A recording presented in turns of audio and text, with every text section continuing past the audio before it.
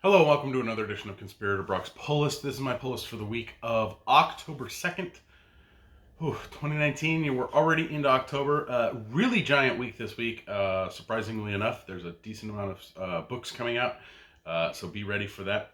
First up, we have the Batman 251 Facsimile Edition. This is a classic Joker story yeah, I'm super curious to read it, so it's going to go on the pile of stuff that I want to read.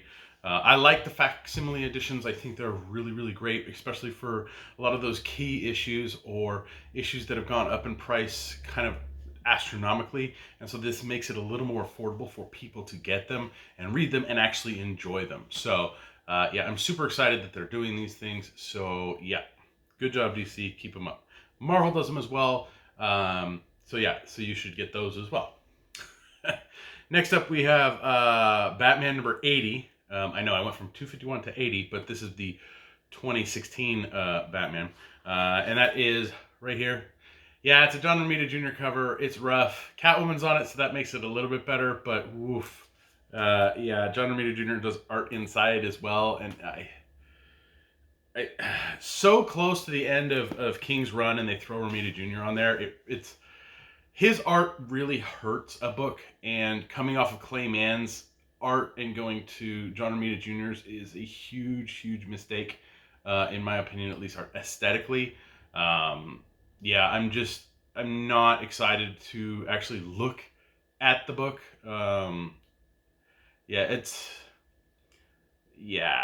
Sorry, John Romita Jr. fans, but I just can't get behind his art, and his art really kind of curbs any enthusiasm I have for a book.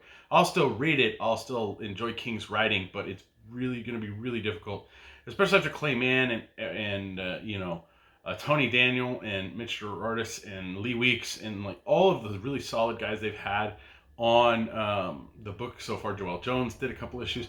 Like, they've had really good book or artists, but Romita Jr. is just way past his prime.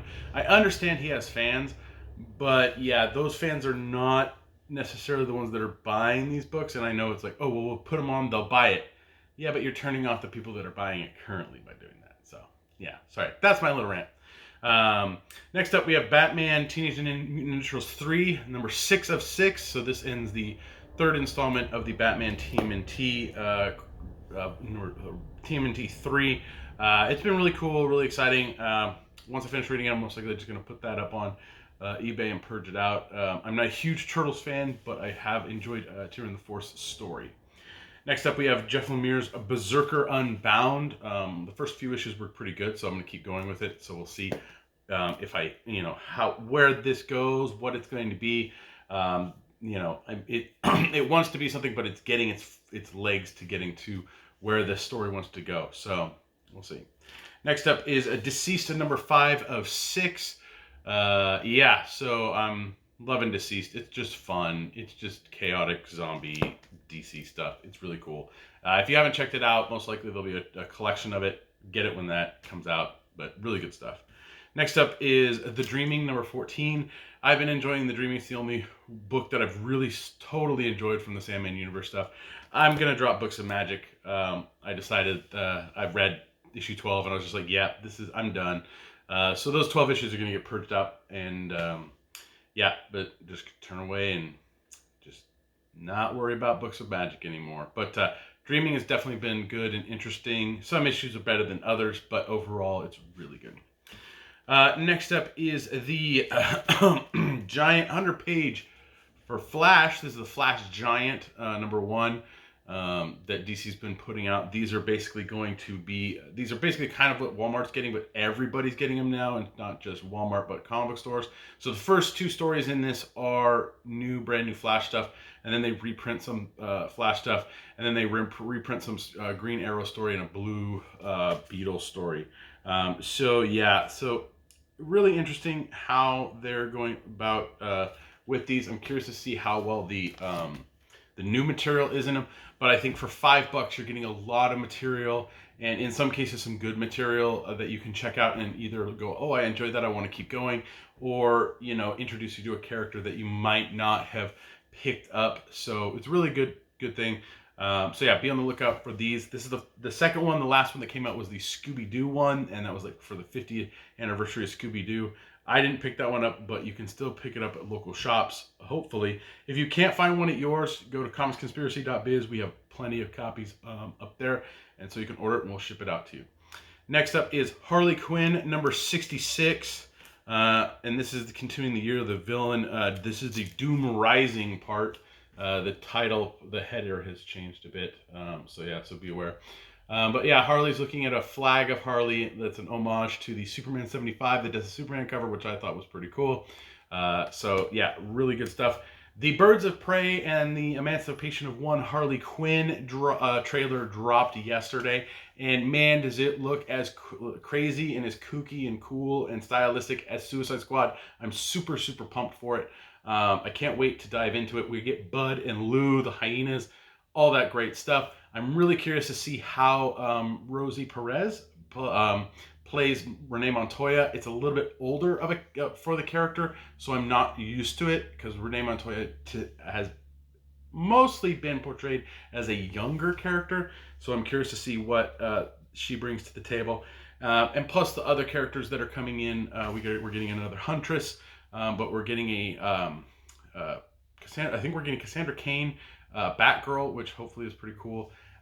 And Black Mass by Ewan McGregor looks fantastic. So if you have not yet checked out that Birds of Prey, the Emancipation of One Harley Quinn, do check it out. It looks pretty cool. I'm super stoked for it. I'm also super stoked for another movie, but I'll talk about that after this next one. Dollar comic from DC coming out, and that's Joker #1. It reprints the Joker #1 from 1975. I'm curious to dive in and check it out. This comes out after the Joker Omnibus that came out about last month, I believe, or a little over a month ago. So yeah, a lot of Joker stuff coming up, especially since Joker is out on Friday of this week. I'm going to a Thursday night screening of it at 9 o'clock at a theater close to me, so I'm super excited for Joker.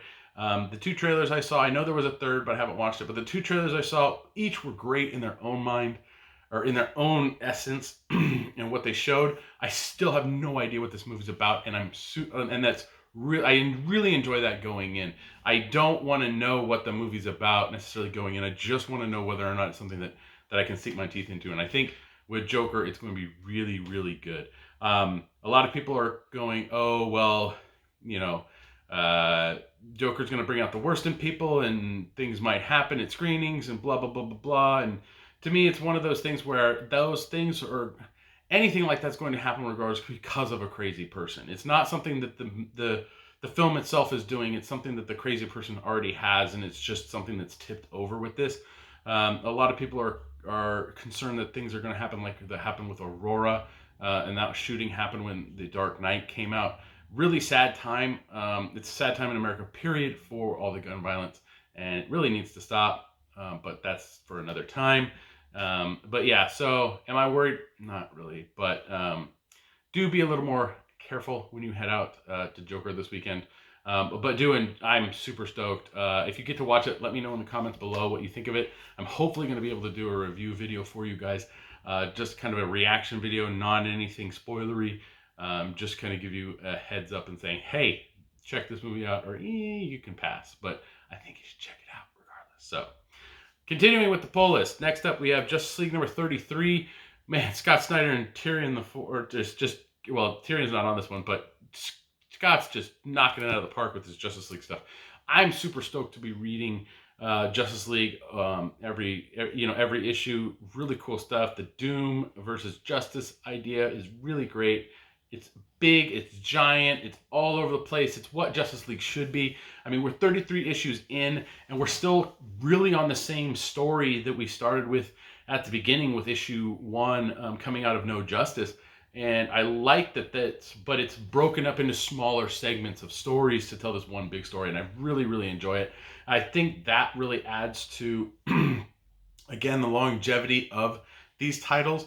Having Scott Snyder write Justice League for 50 issues or 80 issues and telling his Justice League story, I think that is fantastic. And then once he's done, you can renumber and start over again, but with a creative team backing it with that much passion and that much endurance to give us something. Like if they wanted to renumber Batman, I'm perfectly fine as long as they do it and let it run. Let the creators run and go with it and see how well it does. Tyrion the Fourth is picking up Batman after King, so with issue 86. So I'm super excited to see what he has in store there. He's been on the periphery of the Batman universe, but never like directly Batman. So so I'm really curious to see what that entails.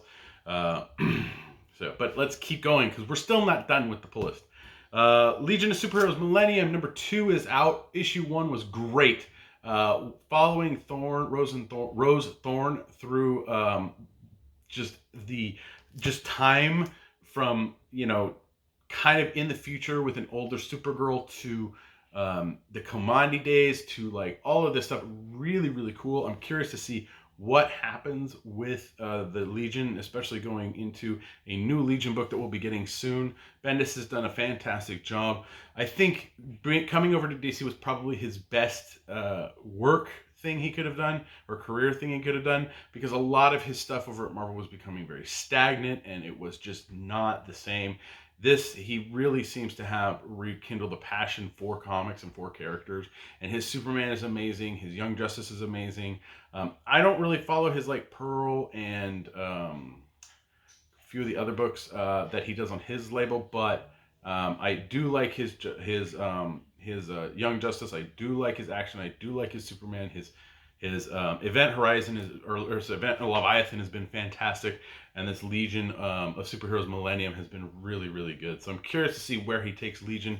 I think Legion is a book that could definitely he can definitely have some fun with, and I hope that he can get the voices different, because Bendis, a lot of times when he gets a team book or a multi-character cast together, they start running together voice-wise. So we'll see.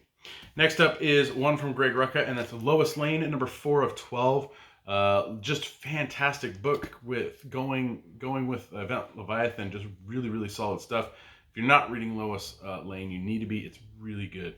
Next up is a book that the last issue, and I left myself a note. Yes, I left myself a note. The last issue of this came out last year, the day before my birthday. August 15th of 2018, issue 36 came out. So over a year, 1 year, 1 month, and about a half, this came out. So this is seriously delayed, but it's a book that I really enjoy. Like, I just really love it. I want a deluxe hardcover of this book. It's really, really good. And that's Manifest Destiny. It appeared. Here's issue 37. Woohoo! So if you don't know what Manifest Destiny is, don't worry. A lot of people don't. It's been on hiatus for, like I said, over a year. They were doing a good job pumping it out, but sometimes just creators just kind of just hit a wall and can't move forward, or they end up having other projects that cut into their independent projects. But Manifest Destiny is a solid book. I'm hoping they get to at least 40 issues and kind of finish it out there. But I can't wait for a nice deluxe hardcover of it. It's a really good series. If you want to check it out yourself, pick up Volume 1, Flora and Fauna. That's the name of the trade paperback volume. Really, really good stuff. So I highly, highly recommend it. Next up is one from my son, and that's Star Wars Adventures Return to Vader's Castle number 1. We'll see if he likes it. Next up is Superman Up in the Sky, number 4. Tom King's writing on Superman. I've enjoyed it. I think the hardest part about reading these is it's very disconjointed. Like, he's telling one story, but it's like we jump in at a specific time and we don't get there's not like a fluid transition between issues, which is a little bit jarring, potentially jarring for people who aren't used to reading comic books. For me, I can get past it, but it is kind of one of those things where there needs to be a little bit more in the story. But Tom King's writing is amazing. Like, each issue just really knocks it out of the park. I'm curious to see if Tom King will be touching on Superman after Bendis, or if what he's going to do after he finishes up with Batman Catwoman. So we'll see what Tom King we have in store for Tom King going forward towards the Batman, Catwoman, why am I blanking on who it is? Adam Strange, yeah.